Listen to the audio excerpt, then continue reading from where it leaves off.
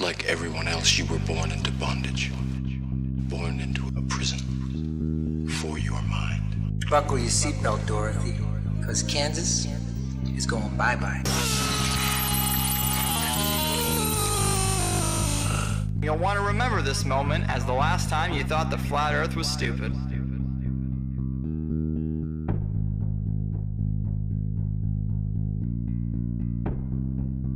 Hello everyone, this is ODD, and yes, I'm finally admitting that even though I don't like labels, I'm a flat earther. Based on my research for the past 10 months, our world is very different from the model that we are being taught by the authority on the matter. It took me a while to come to terms with this, and it took even longer to gain the courage to talk about it.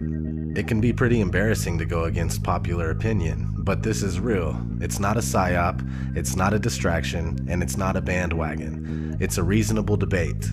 It's thousands of people taking what we've been told and comparing it to what we see and experience, only to find out that they do not match up. Once you start digging into this, it becomes clear that there is no evidence for the speculated spinning ball that we supposedly live on, and everything points to a flat earth. The flat earth is much more than just reasonable. The one and only reason that it's reasonable to argue against the flat earth is that we've all been taught otherwise our whole lives. We blindly believe something that A, has never been proven, and B, is pretty much fucking impossible. Thanks to people like Eric Dubay, the flat earth has re-emerged and it has more steam than ever. Before I've ever even entertained the flat earth, I knew not to trust the space programs of the world. Close examinations of NASA and other space programs reveal that things aren't what they seem and that we, the people, are being lied to. We have no real pictures of the Earth, and no matter how hard we try, we just can't find the curvature. Not only that, but flight paths make more sense on a flat map, and large bodies of water not being able to curve into a giant ball completely resonates. Forensically speaking, the globe model is so very unlikely that any good detective wouldn't believe a fucking word the globe says. The globe story is so full of circumstantial, impossible coincidences, which only prove that the globe is a fucking liar. We'll be going over that in this video, as well as other reasons why the world isn't what we're led to believe. I appreciate you tuning in. Let's get started.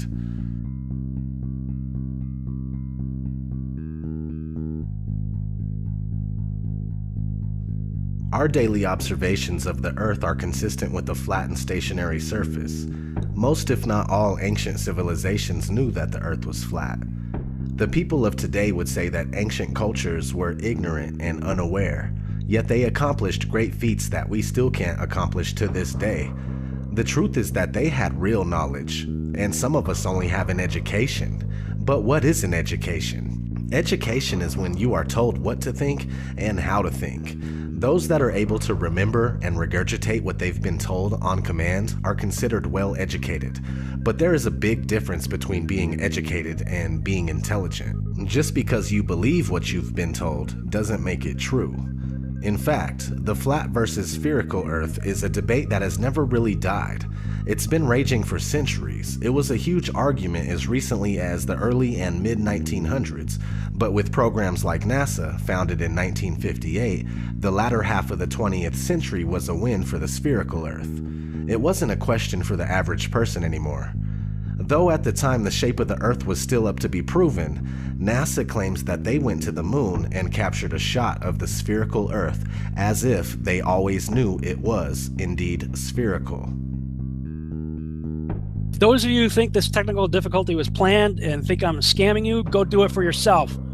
Because you're going to find the exact same thing. I got nothing to hide here. This is live on the air, okay? I'm going to zoom in on the Earth in Photoshop. Can you see the Earth? To image, adjust, levels, and I'm going to bring the levels over here. And I'm going to bring the levels up. Uh-oh. What is that? Why is there a square box around the Earth allegedly taken from the scientists on the moon in Apollo 17? And people wonder why I don't trust NASA. That's why I don't trust NASA. I mean, they're always out there saying, you know, Rob, everybody's trying to show you stuff from space and you keep rejecting it. This is why I reject it. These guys are liars. you know?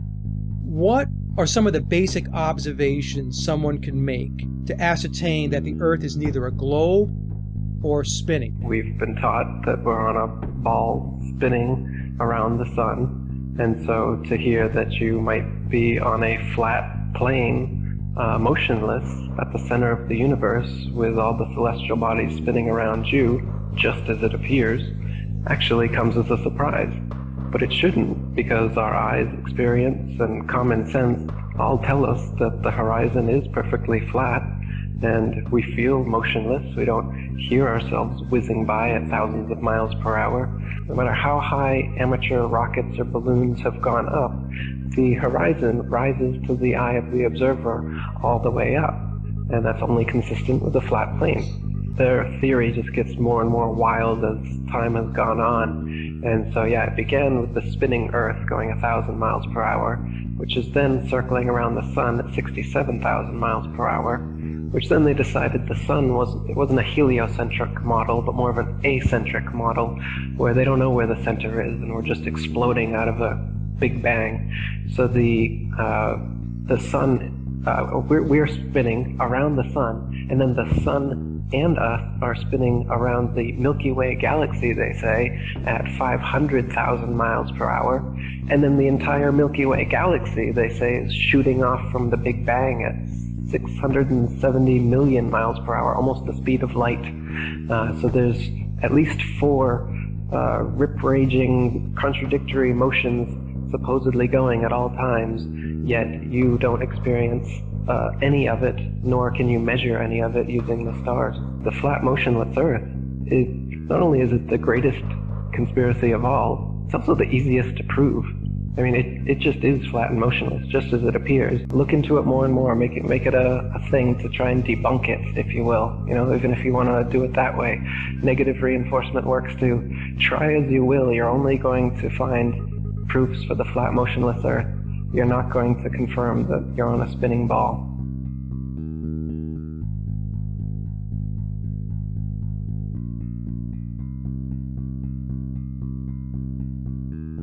The curvature of the Earth eludes us. Either the Earth is much larger in circumference than we are told, or the curve just doesn't exist. People assume that there is a curve, but it's never really been proven beyond a reasonable doubt. Cameras with fisheye lenses, Hollywood movies, and NASA CGI are the closest we get to seeing curvature. The deception and the lies are just so pervasive, and they're just so deep that I swear it gives me a headache. The surface of water is always level. This is just natural physics. We know this, that water, if unobstructed and uncontained, will flow outwards, finding it the easiest course to maintain its own level, right? So, but the Ball Earth model claims that the oceans are huge 100-mile walls of curved water curving around the ball. That's ridiculous. They say that gravity makes this possible, but you don't see that. You go to the beach, you see a completely flat horizon, you see water just ever so gently coming up on the shore. So there's the pretty blue marble that NASA claims we are living on, with circumference of 24,901 and 3959 radius. So to find the curvature, you take 8 inches times your distance squared. That's 8 inches times your distance squared, and if you don't square the distance, you end up with this, and this is not what NASA has shown us. They have given us a beautiful blue marble that we love. So you get 8 inches for 1 mile, 32 inches in 2 miles, 16.6 feet with 5 miles, so on and so forth. So what I did is I shot this pier, which is in Daytona Beach, Florida, and as you can see, between the water and the walkway of the pier is about 12 to 16 feet based on the height of the people and the railing. So I started at Granada, which is 4.92 miles away, and I shot this, and based on that distance and the formula, there should be 16 feet of curvature, but obviously you can still see the entire gap under the walkway there between that and the water. So in addition to that, behind that pier is actually a lighthouse, which you can see right above the pier. You can see the light. That is 16 miles away from my location. And I shot that lighthouse. Now that lighthouse is 175 feet tall, and the curvature from 16 miles away should be 170 feet. You can clearly see about the entire lighthouse beyond that pier. So like I said, there should be 170 feet of curvature, but there's none. And those hotels there are even further. Those are in New Smyrna, which is 20 miles. If NASA is right, and there is, we do live on a ball, they're going to have to make up that curvature. If it's not in the 20 miles I'm shooting, well, then that means it's got to be made up further on down the line. So you can't have it both ways. You can't say we live on this ball and then say, oh, you can't detect the curvature. Well, you got to detect it somewhere, because if it's not dropping here, it's going to have to drop even more down the lines in order to make that circle, that ball they say we live on. And it's pretty round. That blue marble they give us is perfectly round. Lighthouses are one great example. The Isle of Wight Lighthouse in England, it's 180 feet high and can be seen up to 42 miles away, a distance at which modern astronomers say the light should fall 996 feet below the line of sight. Why can you still see it? Another one worth mentioning that people be familiar with is the Statue of Liberty. It stands 326 feet above sea level, and on a clear day can be seen as far as 60 miles away. Now, if the Earth was a globe at the dimensions that they give us, that would put Lady Liberty at an impossible 2,074 feet below the horizon.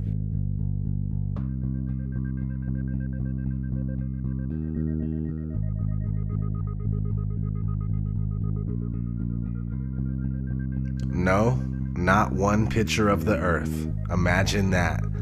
2016, and we still don't have a picture of our home. Thousands of satellites supposedly orbiting the Earth. Why can't we get thousands of pictures? One shot with the whole Earth in it. Hell, we should have a channel on cable that shows the Earth rotating 24 hours a day, every day. Nope. Let's listen to NASA's very own Robert Simmons talk about how we get our fake pictures of Earth. In 1972, we saw our home in a new way. Apollo 17 astronauts snapped this picture. It gave people the first look at their home planet as a single entity. Last week, scientists at NASA released this. The shot is compiled from data from NASA's VEERS instrument, which orbits the Earth about every 100 minutes, taking measurements of light coming off the planet. That can be translated into ribbons of imagery like this, and then into one of these. And this is just the latest in NASA's Earth from Space album, which may be one of the most mind-expanding collections of images in human history. Then in 2002, Blue Marble 2.0, NASA's Rob Simmons made this. Simmons' job is... It's primarily taking data and making pictures out of it. That's what this is, a composite of data sets from several different instruments translated into a picture. So we actually had to take clouds out. They stashed the clouds for later, went onto the ocean. That came from an instrument that measures phytoplankton in the sea. Where it was low, I colored it dark blue because they're low mostly in mid-oceans. And then where it was a little bit higher, it was like a little bit brighter green. Then add the clouds back in. There's a small problem with it because there's a very slight gap in between each orbit. So some of those are painted on. It is photoshopped, but it's has to be. Then there was another layer to sort of simulate the atmosphere. And then there's this little bright spot. It's called the specular highlight. So it's the reflection of sunlight off of water. Those are the pieces, but you can't just slap them all together. It just didn't look realistic. It looks kind of flat, or the clouds are sort of too see-through. So I just hit Command-Z a lot. There's artistry to creating the world. What I imagine it to be. Unfortunately, I'm not an astronaut. I've never been to space. But I've looked at these images over and over again, trying to sort of get the essence of it. It is photoshopped, but it's has to be. It is photoshopped, but it's has to be. It is photoshopped, but it's has to be. It is photoshopped, but it's has to be. Excuse me, I'm allergic to bullshit. Not having one authentic picture of the Earth alone is a huge red flag. Christoph, let me ask you, Why do you think that Truman has never come close to discovering the true nature of his world until now? We accept the reality of the world with which we're presented. It's as simple as that.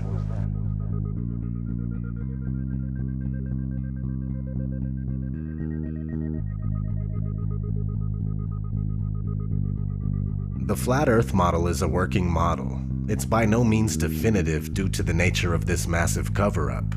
For the past 500 years, we've been completely buying into the Copernicus heliocentric model, but what we do know about the flat Earth is based on the azimuthal equidistant map that seems to be working out. This map goes as far back as the year 1000 and possibly earlier, now used as an official map by the U.S. Geological Survey and also as the official logo for the United Nations.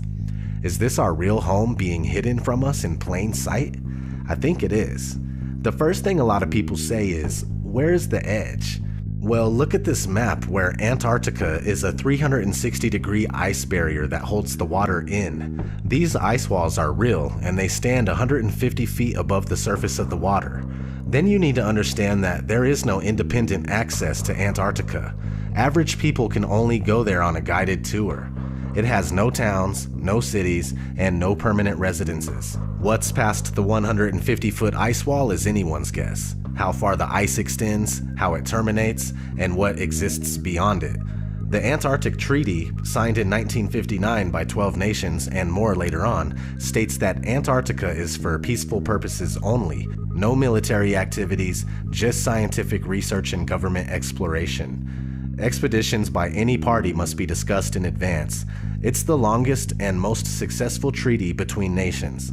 The treaty also states that there are ships, stations, and equipment to ensure compliance of the treaty. Sounds like military activity to me. Anyway, so this azimuthal equidistant map appears to be correct for the most part. Over the centuries, there's been other maps that look pretty close to it as well. Let's look at an interesting story that was recently in the news that supports this flat map. A woman gave birth on a flight from Bali to Los Angeles, so the flight made an emergency landing in Alaska. Here's what it would look like on a globe.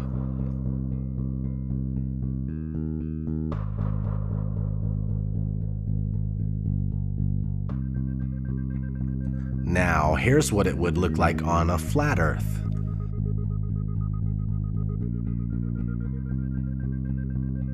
Which one makes more sense? Exactly. A big issue I was having with the flat Earth for the longest time was the sunrise and sunsets. I realized that it was a perspective issue.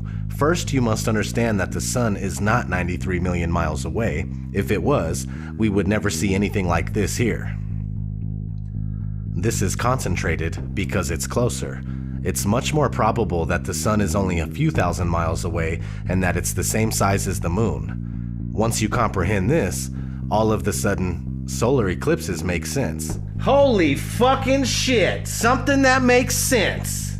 Okay, so the sun is close, which gives it the ability to spotlight the area that it's over, and when it leaves your view, due to perspective, it takes the light with it.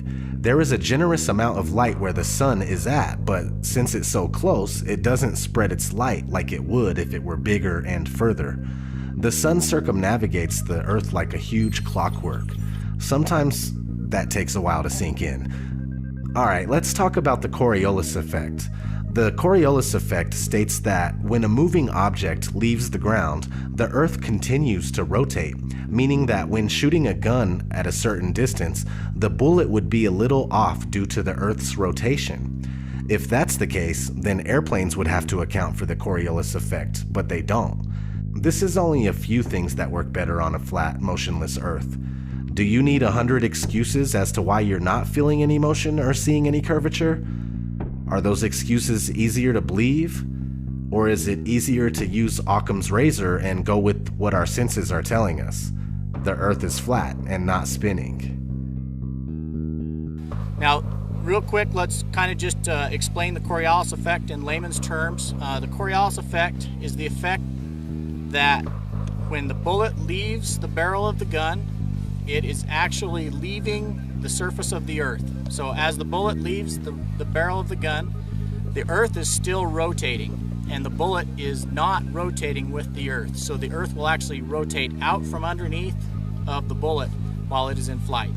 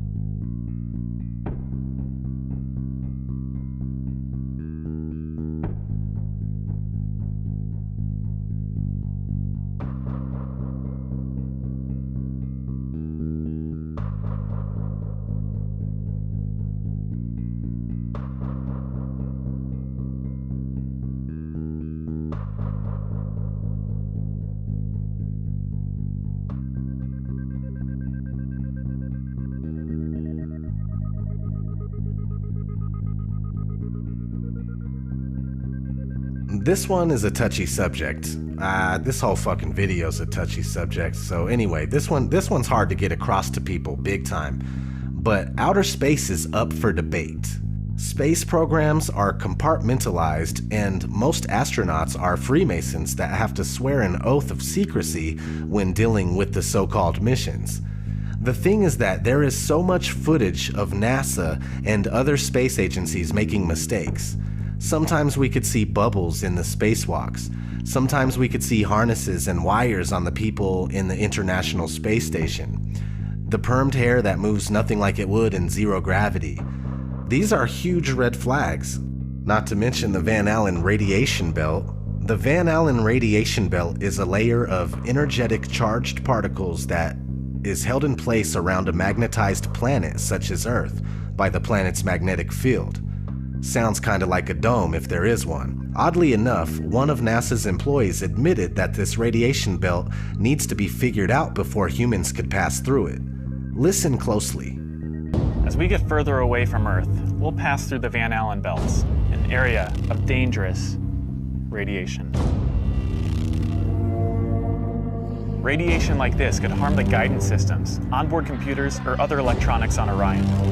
Naturally, we have to pass through this danger zone twice, once up and once back.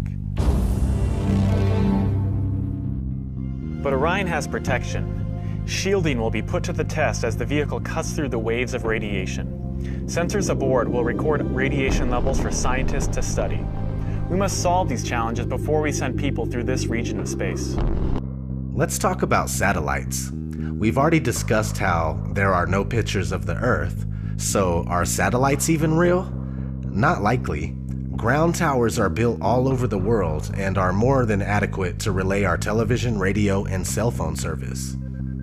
All GPS is done through land-based towers, and things like Google Earth are taken with high-altitude planes, and most of them are just done with cars on street level. Did you know that satellites were actually invented by Arthur C. Clarke, the science fiction author?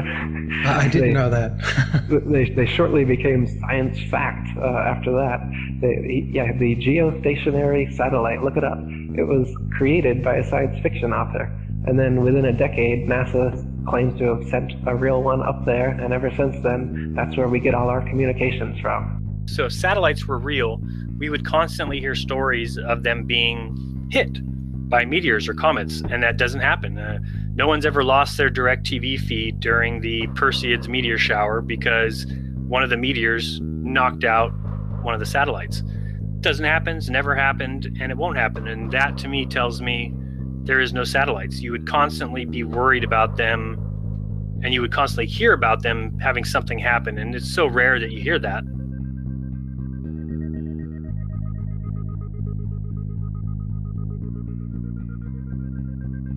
So you may or may not have heard the term cognitive dissonance. Cognitive dissonance is when new information challenges your beliefs and you just can't let go. It's just like that scene in The Matrix. No. I don't believe it. It's not possible. Stop. Let me out! Let me out! I want out! We have a rule. We never free a mind once it's reached a certain age. It's not easy going through this kind of deception and then realizing that your whole life was spent thinking and believing one thing when it's the opposite. Nobody wants to feel like they've been fooled, like they've been had. I'm a human just like you, and I never would have thought in my wildest dreams that I'd be on this kind of journey. This journey of realization and reckoning. This journey of putting everything I know to the side so I can absorb information that seems ridiculous, yet so sensible. It's time to say fuck it. It's not your fault that you were wrong. It's not your fault that you fell for a trick that the whole world also fell for. I'm right here with you. It's time to take down your mental barrier and recognize that we have a lot of work to do in order to find out what this place really is and why we're here. It's not to be slaves of the dollar. It's not to be slaves of the clock. Our reality is being manipulated and hidden from us. Please wake up and try to awaken those around you.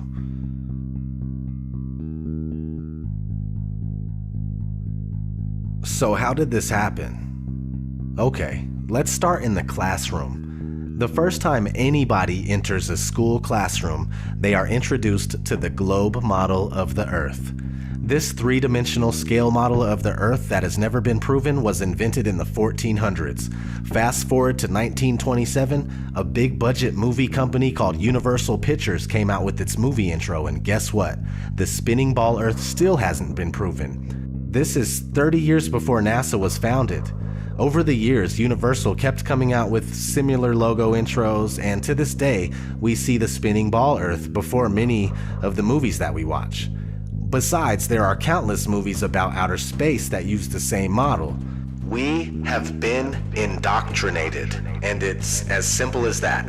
For the spherical Earth to remain unproven after this long is a wake-up call to everybody that lives here. We need to shed this programming right here, right now, and find out what the fuck is going on. No more embracing this sick illusion that was created by psychopaths.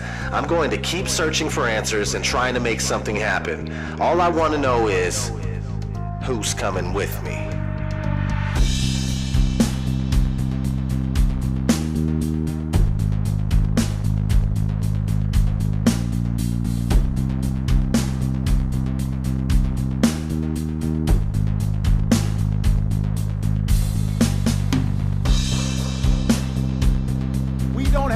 For a meeting of the Flat Earth Society.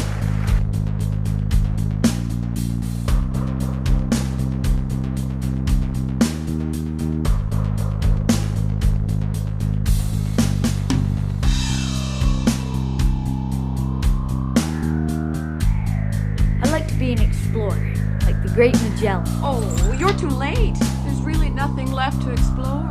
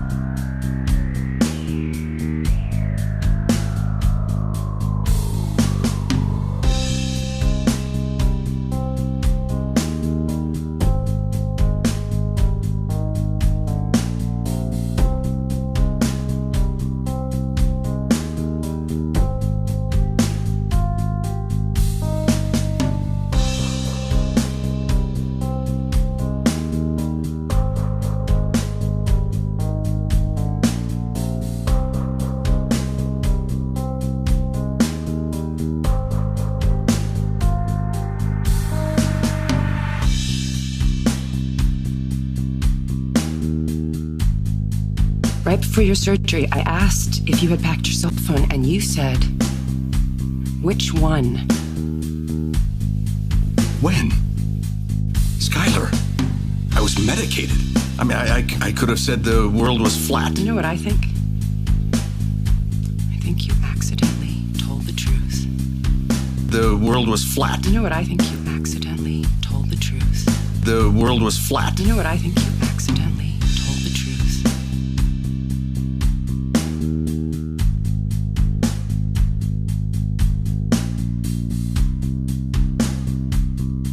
really the evidence shows me that it's flat and stationary. There is much more evidence based on just pure analysis that it's flat and stationary.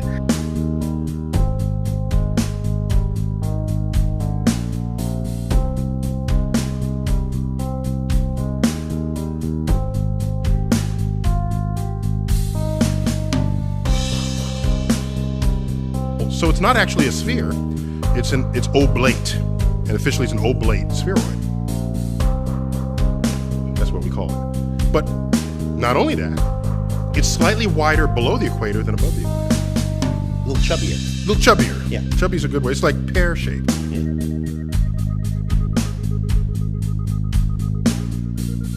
Really, we're in big trouble as far as lack of critical thinking and lack of free thinking. We really are in big trouble. We need to step it up as far as the awakening goes. You really need to put your thinking cap on, and you really need to start to look at these things and look at them with a critical eye and with a critical mind.